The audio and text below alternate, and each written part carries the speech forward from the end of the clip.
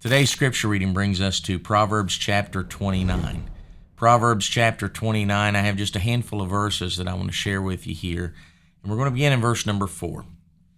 Verse 4 says this, "The king by judgment establisheth the land, but he that receiveth gifts overthroweth it."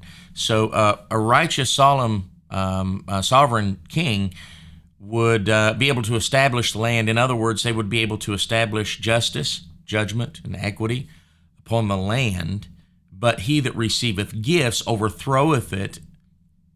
And that's because when you will take bribes, then you are not governing by justice, judgment, and equity anymore, but you are governing by who can line your pockets the best.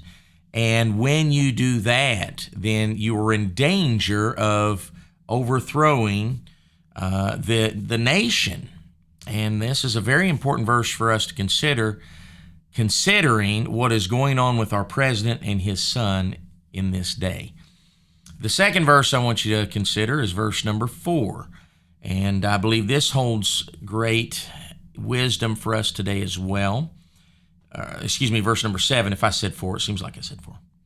Verse number 7 says, "The righteous considereth the cause of the poor, but the wicked regardeth not to know it." Now, put your thinking caps on here. It does not say the righteous considereth the poor. It says the righteous considereth the cause of the poor, but the wicked regardeth not to know it. In other words, the righteous want to know and consider what causes one to be poor, and the wicked don't care what causes one to be poor. See, because if you determine the cause of poverty, then you can solve poverty. Now, we have in our country today essentially at least two schools of thought.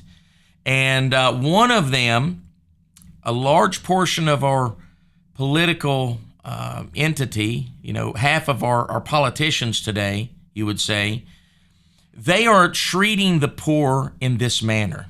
They are not considering the cause. They are simply giving them a fish. There's an old adage that says, give a man a fish and he'll eat for a day, and teach a man to fish and he'll eat for a lifetime. Well, if you give a man a fish, then the next day they're going to come to you for a fish. The next day they're going to come to you for a fish. And what you are doing is you are training them into a place of subjection unto the fish giver, right? However, when you teach a man to fish, then you are training them and giving them freedom to feed themselves.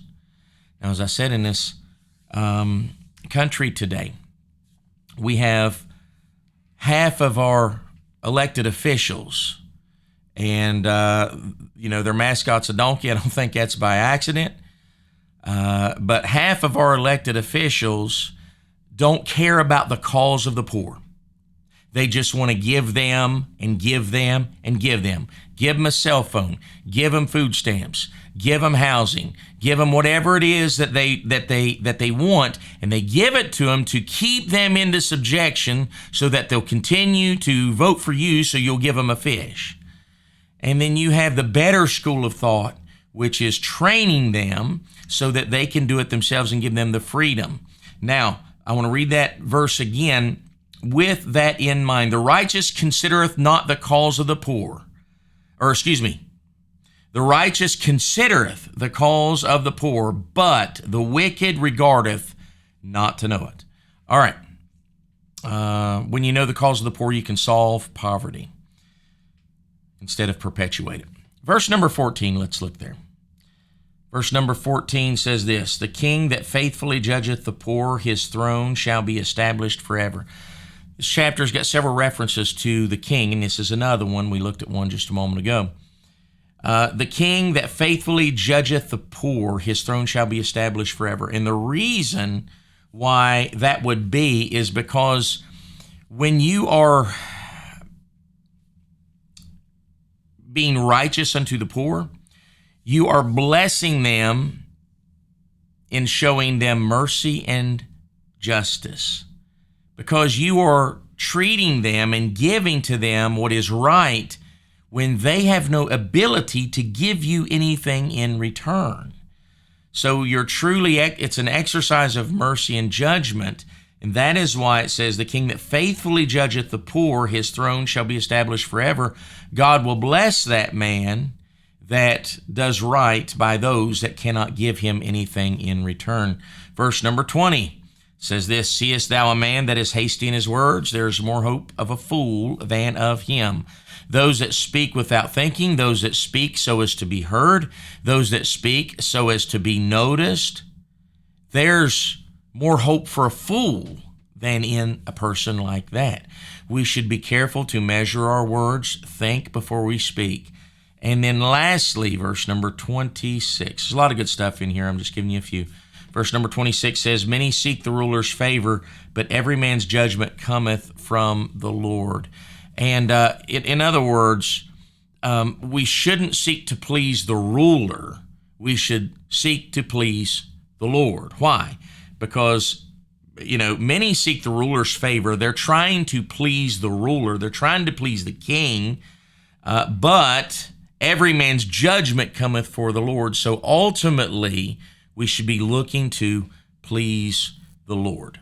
And so that is Proverbs chapter 29. So much good stuff in here, and I could have elaborated more on the things in which I did. I hope that you take the time to let these Proverbs sink in, because I believe Proverbs is a wonderful book that's relevant unto us today, can help us in our walk with the Lord. So with that being said, God bless, and Lord willing, we'll see you soon.